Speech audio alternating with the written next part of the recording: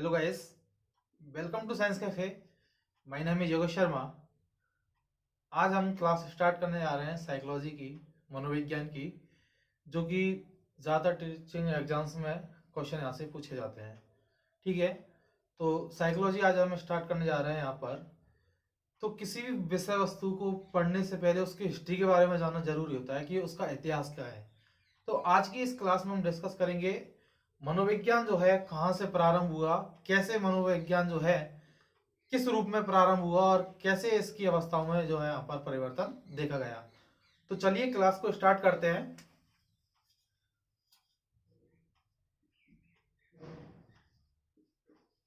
Psychology, psychology जिसे हम मनोविज्ञान कहते हैं, क्या कहते हैं? मनोविज्ञान कहते हैं। एक बात समझने की यहाँ पर यह है कि साइकोलॉजी जो है ये दो ग्रीक भाषा के शब्दों से मिलकर बना हुआ है। किससे? दो ग्रीक भाषा के शब्द जो हैं उनसे ये मिलकर बना हुआ है। और ये जो दो शब्द हैं वो है साइके और लोगोस। साइके और लोगोस ये ग्रीक भाषा के शब्द हैं। किसके? ग्रीक या लैटिन भाषा आप कह सकते हो। ग्रीक या लैटिन भाषा के ये शब्द हैं साइके और लोगोस, जहां पर साइके का अर्थ होता है आत्मा। क्या? साइके जो है इसका मीन जो होता है वो होता है आत्मा, और लोगोस का मतलब अर्थ, अध्ययन करना। क्या? अध्ययन करना। तो हम ये कह सकते हैं कि भाई साइकोलॉजी जो है वो दो ग्रीक शब्दों से, दो लैटिन शब्दों से मिलकर बना है, साइके और लोगोस, जहां पर साइको का अर्थ है आत्मा और लोगोस का अर्थ है अध्ययन करना। यदि इन दोनों शब्दों को आप जोड़ें तो यहां पर बनता है आत्मा का अध्ययन। मतलब भाई जब प्रारंभ में जब ये जो साइकोलॉजी शब्द जब आया था तो इसका जब अर्थ हुआ तो यहाँ पर ये देखा गया कि इसका जो मीनिंग जो होता है, मनोविज्ञान का मीनिंग जो होता है वो आत्मा का अध्ययन करना होता है। बात आती है कि ये जो साइकोलॉजी शब्द है वो सबसे पहले दिया किसने था? तो यहां पर आपको याद रखना है रूडोल्फ गोएकलर। कौन? रूडोल्फ गोएकलर। रूडोल्फ गोएकलर जो है इन्होंने सबसे पहले साइकोलॉजी शब्द दिया और इनकी जो पुस्तक थी उसका नाम था साइकोलॉजिया। क्या? इनकी जो पुस्तक थी उसका नाम था साइकोलॉजिया। रूडोल्फ गोएकलर ने साइकोलॉजी जो शब्द है, ये साइकोलॉजी शब्द अपनी पुस्तक, ये बुक का नाम है इनकी साइकोलॉजिया, इसमें सबसे पहले साइकोलॉजी शब्द का जो है उपयोग किया गया। ठीक है, किसकी पुस्तक है आपसे क्वेश्चन पूछा जा सकता है। रूडोल्फ गोएकलर ने ये नाम दिया था साइकोलॉजी। क्या दिया था? साइकोलॉजी। आपको इतना याद रखना है। ठीक है, तो सबसे पहले यहाँ पर साइके और लोगोस जो है आत्मा का अध्ययन करना, दो चीजें यहाँ पर देखने को मिली। ग्रीक भाषा के दोनों शब्द हैं। ठीक है, इससे आगे हम चलते हैं मनोविज्ञान में। तो यहाँ पर मनोविज्ञान का जो प्रारंभ है, क्या? मनोविज्ञान का जो प्रारंभ है वो लगभग 300 ईसा वर्ष पूर्व से माना जाता है। कहां से? 300 ईसा पूर्व से माना जाता है मनोविज्ञान का उद्भव। और यहां पर अरस्तु ने, किसने? अरस्तु ने सबसे पहले मनोविज्ञान को, क्या? अरस्तु ने सबसे पहले मनोविज्ञान को दर्शन शास्त्र विषय के रूप में पढ़ा। किसके रूप में? दर्शन शास्त्र विषय के रूप में इन्होंने इस मनोविज्ञान को पढ़ा था। पहले दर्शन शास्त्र के अंदर ही इसको पढ़ा जाता था, मनोविज्ञान कोई सब्जेक्ट नहीं था। कब की बात कर रहे हैं हम? 300 ईसा वर्ष पूर्व की। यहां पर अरस्तु जो है इनकी एक पुस्तक थी डी एनिमा। क्या? De Anima. मैं इसको इधर लिख देता हूं। अरस्तु की बुक थी डी एनिमा। क्या? डी एनिमा अरस्तु की बुक थी। यहां पर इन्होंने जो मनोदर्शन शास्त्र जो है, क्या? दर्शन शास्त्र जो है ये किस दर्शन शास्त्र के रूप में अरस्तु ने इस विषय को पढ़ा और इनकी पुस्तक थी कौन सी? D enema. कई बार यहां से क्वेश्चन पूछा जाता है। ठीक है, बात आगे करते हैं। मनोविज्ञान में हम कह रहे हैं अरस्तु जो है, क्या? अरस्तु जो है, अरस्तु को मैं यहां पर लिख देता हूं। अरस्तु जो है इनको मनोविज्ञान का, किसका, मनोविज्ञान का जनक कहा जाता है, क्योंकि सबसे पहले इन्होंने ही दर्शन शास्त्र के रूप में इस विषय को पढ़ा था। किसने? अरस्तु ने। इसलिए इनको मनोविज्ञान का क्या कहा गया? जनक कहा गया। हम कहे तो फादर ऑफ साइकोलॉजी कहा गया। कई बार क्वेश्चन पूछा जाता है, फादर ऑफ साइकोलॉजी किसे कहते हैं? फादर ऑफ साइकोलॉजी की बात आएगी तो हमें किसको याद करना पड़ेगा? अरस्तु को याद करना पड़ेगा, जिन्होंने दर्शन शास्त्र विषय के रूप में मनोविज्ञान को सबसे पहले पढ़ा था। अब इन्हीं अरस्तु के बारे में अलग अलग मनोवैज्ञानिक जो हैं उनकी अलग अलग राय हैं। तो एक यहाँ पर मनोवैज्ञानिक हुए थे लुडेन। कौन से? लुडेन। लुडेन नामक मनोवैज्ञानिक जो हैं इन्होंने अरस्तु को क्या कहा? प्रथम मनोवैज्ञानिक कहा। क्या कहा? प्रथम मनोवैज्ञानिक। किसने? लुडेन ने। सॉरी, प्रथम मनोवैज्ञानिक लुडेन नामक जो विचारक हैं इन्होंने अरस्तु को सबसे पहले प्रथम मनोवैज्ञानिक कहा। दूसरे विचारक आते हैं केलर। क्या? दूसरे विचारक आते हैं केलर। इन्होंने अरस्तु को क्या कहा? सभी मनोवैज्ञानिकों का पिता कहा। क्या कहा? सभी मनोवैज्ञानिकों का पिता। ये कई बार क्वेश्चन यहां से पूछे जाते हैं एग्जाम्स में, आप इसको नोट कर सकते हैं।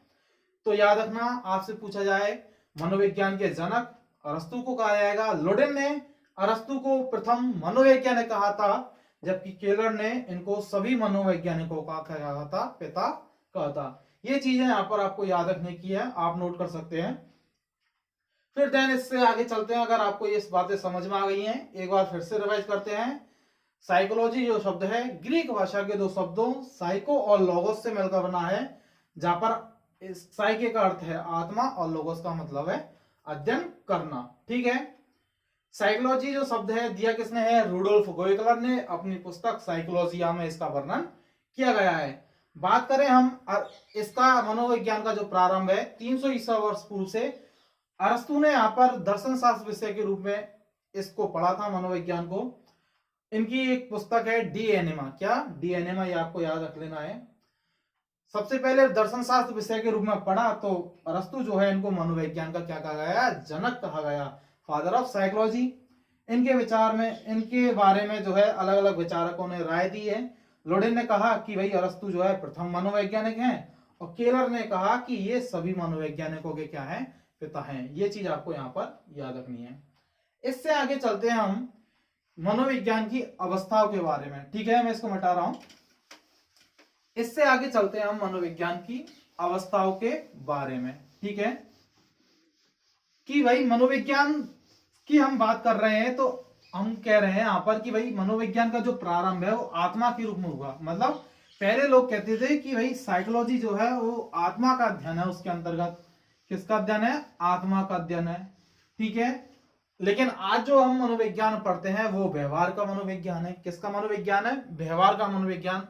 तो ये आत्मा के विज्ञान से और व्यवहार के मनोविज्ञान तक का जो इतिहास है, जो कहानी है, उसको आज हम समझते हैं कि भाई पहले आत्मा का मनोविज्ञान था, लेकिन फिर व्यवहार का मनोविज्ञान कैसे माना जाने लगा। तो हम बात करते हैं मनोविज्ञान की अवस्थाओं के बारे में। किसके बारे में? अवस्थाओं के बारे में। मनोविज्ञान की अवस्थाओं के बारे में हम बात करते हैं। पहली जो अवस्था है मनोविज्ञान की वो है आत्मा की अवस्था। आत्मा की अवस्था, आत्मा की अवस्था पहली अवस्था है मनोविज्ञान की। ठीक है, हमने भी पढ़ा है, साइके और लोगोस से मिलकर बना है। ये हम कब की बात कर रहे हैं? अरस्तु के पीरियड की बात कर रहे हैं, 300 ईसा पूर्व से 16वीं शताब्दी तक। कहां तक? 16वीं शताब्दी तक का ये टाइम पीरियड है जहां पर मनोविज्ञान को आत्मा का मनोविज्ञान माना जाता था, आत्मा की अवस्था माना जाता था। इसके कुछ समर्थक हैं, जिनमें कई बार यहां से क्वेश्चन पूछा जाता है समर्थक कौन है इसके, है ना? तो समर्थक कौन है आपको मेजरली याद रखना है। अरस्तु है, पाइथागोरस है, पाइथागोरस, ठीक है, प्लेटो, ये सभी आत्मा के समर्थक हैं। किसके? आत्मा के समर्थक हैं। लेकिन भाई अब जब भी आप कोई नई इन्वेंशन करते हो, नई चीज कहते हो, तो कहीं ना कहीं आपके विरोध में भी कुछ लोग आते हैं। तो वही उन्होंने कहा कि आत्मा जो है, चलो मनोविज्ञान के अंदर आत्मा का अध्ययन किया जाता है, लेकिन लोगों ने फिर बात कही कि हम इसका अध्ययन करेंगे कैसे? ना तो आत्मा को हम देख सकते हैं और ना ही उस पर प्रयोग कर सकते हैं। जब कोई चीज हमें दिखाई नहीं दे रही तो उस पर एक्सपेरिमेंट करना संभव नहीं है, ये हम सब जानते हैं।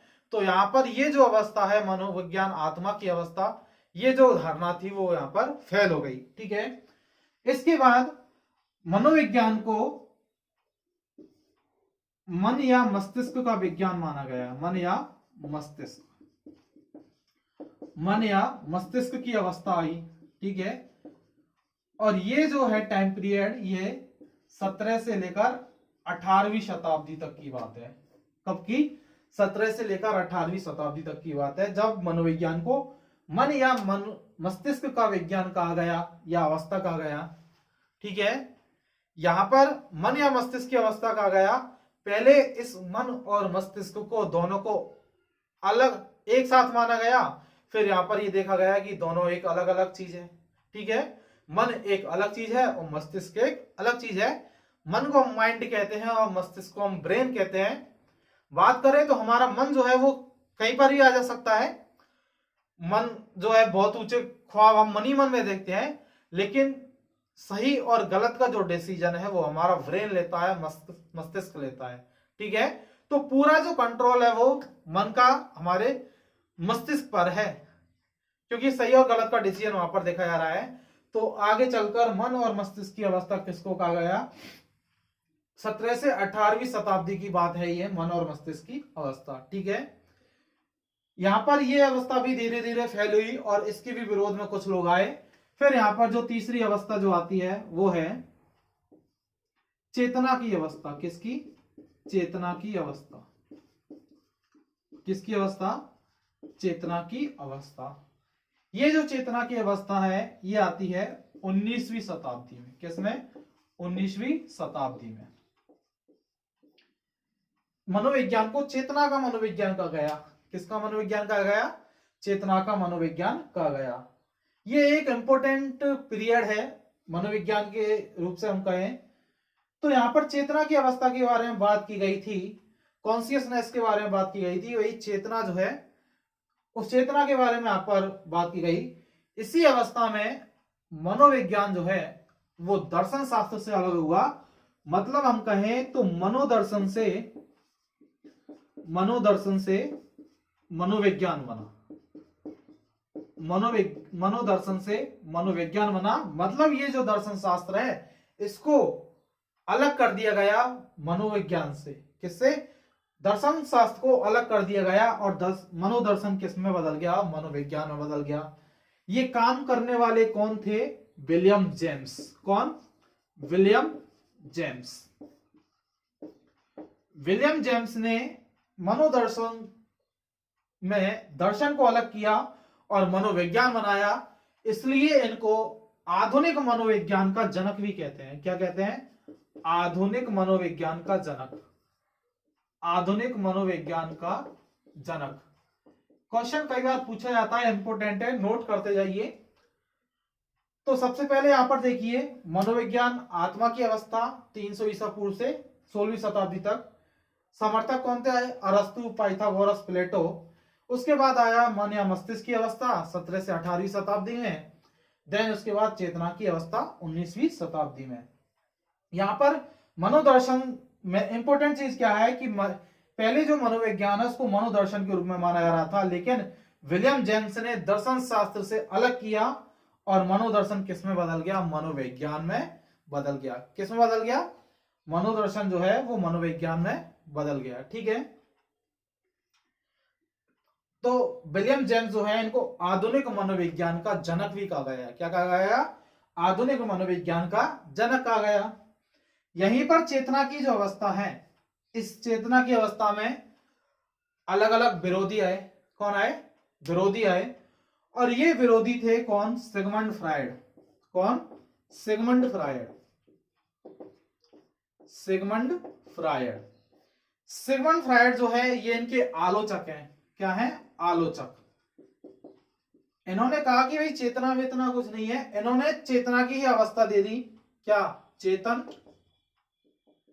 इन्होंने क्या कहा? चेतन, अचेतन और अर्धचेतन। इन्होंने चेतना की 3 अवस्थाएं दे दी। किसने? सिगमंड फ्रॉइड ने। सबसे बड़े आलोचक माने जाते हैं चेतना के। किसके? चेतना के सबसे बड़े आलोचक माने जाते हैं। 3 अवस्थाएं दी, चेतन, अचेतन और अर्धचेतन। ठीक है। देन इसके बाद दूसरे जो आलोचक आए हैं वो है कौन? मैकडूगल। कौन? मैकडूगल। कौन? मैकडूगल। इन्होंने, इनकी एक पुस्तक थी N outline of psychology. N outline, इनकी एक पुस्तक थी एन आउटलाइन ऑफ साइकोलॉजी।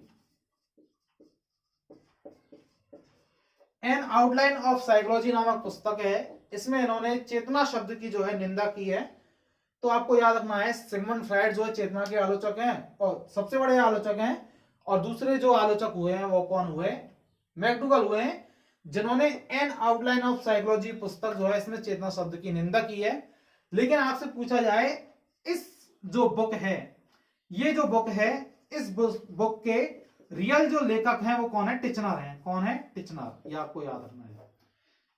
अगर ऑप्शन में टिचनर दिया हुआ है तो वहां पर टिचनर को टिक करना है। ठीक है, क्योंकि लेखक जो कौन है वो है Titchener, N outline of psychology. ठीक है। यहां से इसके बाद ये जो मनोविज्ञान है वो पहुंचा फिर अपने व्यवहार की ओर। किसकी ओर? तो यहां पर इसके चेतना की अवस्था के जो है समर्थक कौन है? विलियम जेम्स, विलियम वुंट, ठीक है, टिचनर। ये आपको याद रखने हैं। कुछ मनोवैज्ञानिक हैं जो कि इसके समर्थक है। मैं यहां पर लिख देता हूं, William Wundt, William Wundt, James और टिचनर। ये कुछ इसके क्या है? समर्थक हैं। क्या है? समर्थक। यहां से आगे चलते हैं हम व्यवहार के मनोविज्ञान की तरफ। आपने यहां तक नोट कर लिया होगा। ठीक है, चलते हैं आगे। इससे आगे जो मनोविज्ञान जो आया वो किसका विज्ञान आया? व्यवहार का विज्ञान आया। किसका? व्यवहार का। 4 जो स्टेज है व्यवहार का, व्यवहार की अवस्था कह देते हैं जिसको हम, व्यवहार की अवस्था, है ना। व्यवहार की अवस्था जो है ये आप बात करेंगे 20वीं शताब्दी की। किसकी? 20वीं शताब्दी की यहां पर बात है ये, जहां पर मनोविज्ञान को व्यवहार के रूप में जाना जाने लगा। ठीक है। तो यहां पर मैकडूगल ने ही, एक पुस्तक है मैकडूगल की, an introduction to social psychology. ये पुस्तक है, ये बुक है किसकी? मैकडूगल की। मैकडूगल की पुस्तक है an introduction to social psychology. इसी पुस्तक में इन्होंने व्यवहार शब्द जो है इसको सबसे पहले यूज में लिया। किसने? मैकडूगल ने। क्वेश्चन इंपोर्टेंट पूछा जा सकता है, an introduction to social psychology जो पुस्तक है मैकडूगल की, इसमें सबसे पहले व्यवहार शब्द का यूज किया गया। लेकिन मैकडूगल जो है वो व्यवहार की परिभाषा नहीं दे पाए। क्या नहीं दे पाए? मैकडूगल जो है वो व्यवहार की परिभाषा यहां पर नहीं दे पाए। तो व्यवहार की जो परिभाषा देने वाले जो व्यक्ति हैं वो है वाटसन। कौन? वाटसन। इन्होंने व्यवहार को डिफाइन किया है, इन्होंने व्यवहार की परिभाषा दी है। वो कौन है? वाटसन। वाटसन जो है इन्होंने व्यवहार की परिभाषा दी और इन्होंने व्यवहार को क्या कहा? उद्दीपक के प्रति अनुक्रिया कहा। क्या कहा? उद्दीपक के प्रति, उद्दीपक के प्रति अनुक्रिया। ये किसने कहा है? वाटसन ने कहा है। मैकडूगल व्यवहार की परिभाषा नहीं दे पाए, इन्होंने व्यवहार शब्द का यूज किया है अपनी पुस्तक an introduction to social psychology में, लेकिन जो परिभाषा देने का काम किया है वो किसने किया है? वाटसन ने। किसने? वाटसन ने। इसलिए व्यवहारवाद का जनक, व्यवहारवाद का जनक किसको कहा जाता है? वो भी वाटसन को ही कहा जाता है। आपको याद रखना है। क्या? व्यवहारवाद के जनक या व्यवहार के जनक जो है वो कौन कहलाएंगे? वाटसन कहलाएंगे। ये चीज आपको याद रखना है। ठीक है। इन्होंने ये जो परिभाषा दी है ये आपको याद रखना है, जॉन हॉपकिंस विश्वविद्यालय। कहां पर, मैं यहां पर लिख देता हूं, इन्होंने ये जो परिभाषा दी थी, ये दी थी जॉन हॉपकिंस विश्वविद्यालय में। किसमें, जॉन हॉपकिंस विश्वविद्यालय में। जॉन हॉपकिंस विश्वविद्यालय में इन्होंने व्यवहार को जो है परिभाषित किया और कहा कि व्यवहार जो है वो किसी भी स्टिमुलस के प्रति जो रेस्पॉन्स जो है वो हमारा क्या है, व्यवहार है। ठीक है, किसने कही है बात, बार्सन ने कही है। बार्सन जो है व्यवहारवादी होने के साथ साथ पर्यावरणवादी थे। ठीक है, ये विकास में वंश की इंपोर्टेंस को जो है साइड रखते थे। ये कहते थे कि वातावरण जो है बहुत ज्यादा इंपॉर्टेंट रोल प्ले करता है किसी भी चीज के विकास में, डेवलपमेंट में। कौन कहते हैं, वाटसन। तो कहीं ना कहीं वंश को ये एक सिरे से खारिज कर रहे हैं, ये वातावरण पर फोकस कर रहे हैं, इसलिए पर्यावरणवादी भी इनको कहते हैं, किसको, वाटसन को। ठीक है, याद रखना है। मैं यहां पर आपको चेतना की अवस्था में चेतना, विलियम जेम्स ने चेतना की परिभाषा दी है। इन्होंने कहा है कि भाई चेतना क्या है, किसी भी जीव की, क्या, किसी भी जीव की मस्तिष्क से जागृत अवस्था, किसी भी प्राणी की मस्तिष्क से जागृत अवस्था क्या है, चेतना है। मैं यहां पर लिख देता हूं, किसी प्राणी की मस्तिष्क से जागृत अवस्था, किसी प्राणी की मस्तिष्क से जागृत अवस्था क्या है, उसकी चेतना है। क्या है, चेतना। ठीक है, याद रखना। किसने कहा है, विलियम जेम्स ने कहा है। आधुनिक मनोविज्ञान के जनक विलियम जेम्स को कहा जाता है, क्योंकि मनोदर्शन को अलग किया, दर्शन शास्त्र को अलग किया और मनोविज्ञान जो है यहां पर आया, इसलिए इंपोर्टेंट टाइम पीरियड माना जाता है चेतना की अवस्था। यहीं पर चेतना की अवस्था में अनेक प्रकार के संप्रदाय आए। इन संप्रदाय के बारे में हम कल की क्लास में डिस्कस करेंगे। आई होप आपको आज की क्लास पसंद आई होगी। यदि क्लास आपको अच्छी लगी है, पसंद आई है, तो कमेंट करके बताएं और साथ ही साथ लाइक भी करें और शेयर करें अपने दोस्तों को। मिलते हैं फिर नेक्स्ट क्लास में, तब तक के लिए अपना ख्याल रखिए, खुश रहिए। Thank you, bye.